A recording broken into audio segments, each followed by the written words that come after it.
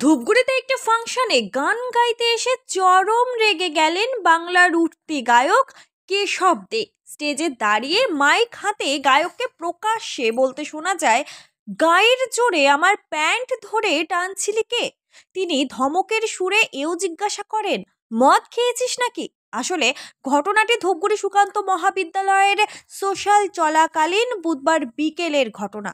আপনারা কি মনে করেন, কনসার্টে এসে এভাবে ভক্তদের চরম আবেগের মুখে পড়ে সত্যি কি অস্বস্তি বোধ করেন শিল্পীরা, নাকি গোটা বিষয়টি নেহাতি মিডিয়া হাইপ?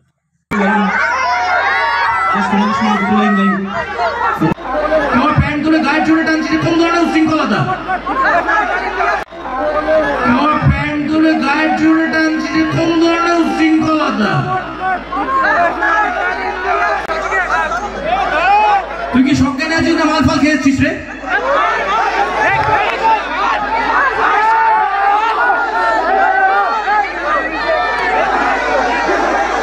চলো, অনুষ্ঠানের এটাই শেষ গান।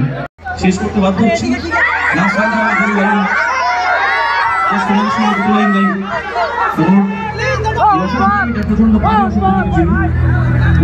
মোটামুটি আমার জিন্সের প্যান্টটা তো হচ্ছে, সাথে নোটটাও বসেছে। একটা শিল্পী যখন গান গাইতে আসে না, সেই শিল্পীও যেমন সুব্যবহার তার তরফ থেকে তোমরা আশা করো, শিল্পীও তেমন তোমাদের তরফ থেকে সুব্যবহার আশা করো। তুমি এখন হাতজোড় করে কি হবে? তুমি আমার শরীরে যে ব্যথাটা দিয়েছো সেটা দিতে পারবে? আমি তো কোনোভাবে তোমায় হার্ট করিনি ভাই।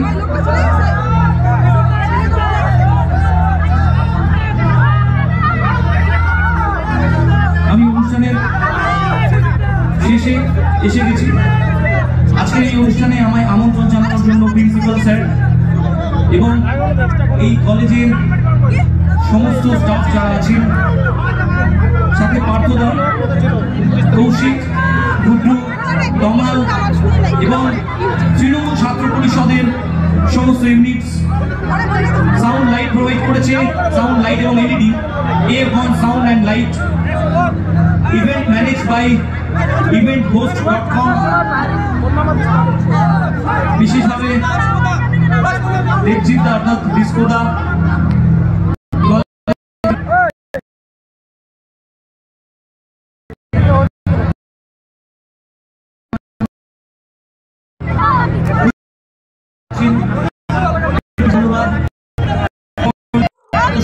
নিউজটি ভালো লাগলে ভিডিওতে লাইক ও কমেন্ট করুন ও সাবস্ক্রাইব করুন নিউজ ইন 7 চ্যানেলটিকে।